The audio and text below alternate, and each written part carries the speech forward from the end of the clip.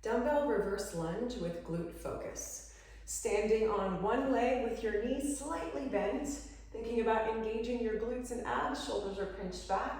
We're gonna slide our hip down with a slight forward lean, thinking about just coasting and floating our back knee over the floor, and then driving through our heels, squeezing glutes and abs at the top. So inhaling to come down, exhale to come up with power. Inhaling down, exhaling up with power. So from the front, on the other side, so getting ready with a slight bend in the standing leg, glutes and abs are engaged, shoulders are pinched back, head is aligned with your spine, taking your step back, slight forward lean, driving forward, squeezing glutes and abs.